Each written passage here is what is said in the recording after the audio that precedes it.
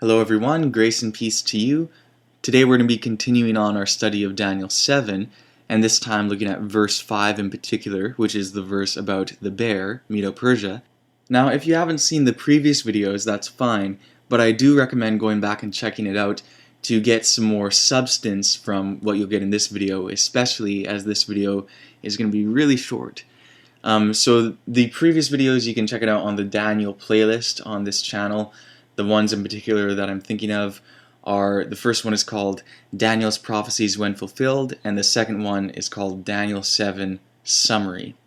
So anyways, before we get into this, I ask you, of course, as always, to grab your Bible and to pray to the Lord for understanding.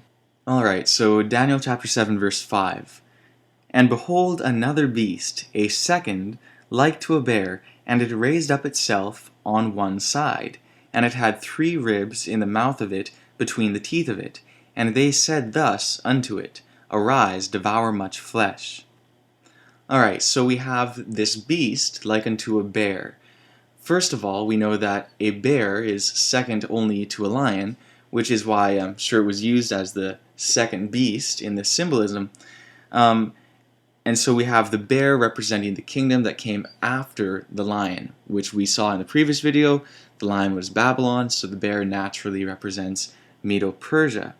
Next we see that this bear is raised up on one side. Now this is revealed a little bit more to us in Daniel chapter 8, so we won't get into that in its fullness, but we'll look at it enough to understand what it's saying. In Daniel chapter 8 verse 3 it says, Then I lifted up mine eyes, and saw, and behold, there stood before the river a ram, which had 2 horns. And the 2 horns were high, but one was higher than the other, and the higher came up last. Okay, so what we see there is that there's a ram, which had 2 horns, and the 2 horns were high, but one was higher than the other, and the higher one came up last.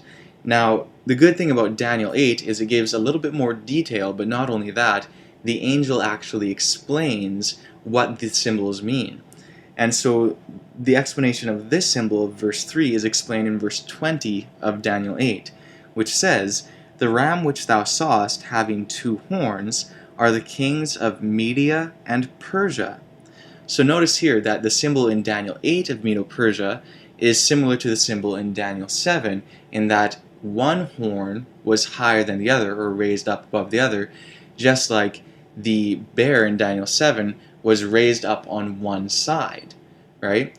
So we saw here that it's the Medes and the Persians representing these 2 sides, and the last one was the higher one, the one that came up last. Now history has shown that the one that came in last was the Persian Empire, or the Persians, and what they did was they gained the higher dominion, or they gained more prominence than the Medes. And so that historical reality is reflected in these 2 symbols of the bear raised up on one side and the one horn higher than the other. Now the next notable symbol here in Daniel 7 verse 5 is that the bear had 3 ribs in its mouth. Now if you saw the summary video, we already went over that at least on a surface level, but what we saw is that the lion had 2 wings, right? So it had the number 2 associated with it. The bear had 3 ribs, and the leopard had 4 wings. So we see 2, 3, 4, right? And we saw that within this chapter we have 2 numbering systems, right? Of course, the bear is the second that arose, just like the lion was the first that arose.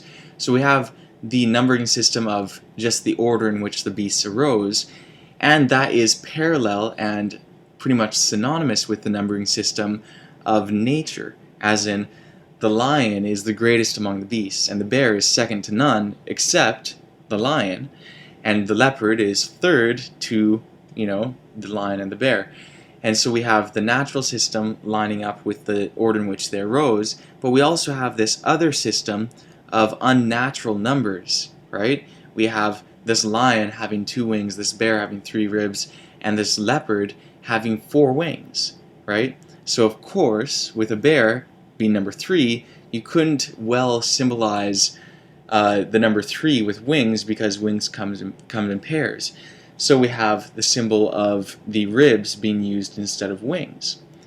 So moving on to the next aspect, these ribs actually say to the bear, "Arise, devour much flesh." So this symbol is showing that Medo-Persia would be very severe with its brutality. Now, of course, that was not the case at first, when Medo-Persia was being ruled by Cyrus and Darius and Artaxerxes, but after their reigns, Medo-Persia did indeed become very severe, so much so that Isaiah also took note of it in Isaiah chapter 13, verse 18. Speaking of the Medes, it says, "Their bows also shall dash the young men to pieces, and they shall have no pity on the fruit of the womb. Their eyes shall not spare children." So we see even children were to be basically treated with the uttermost severity by the Medes, and indeed also the Persians.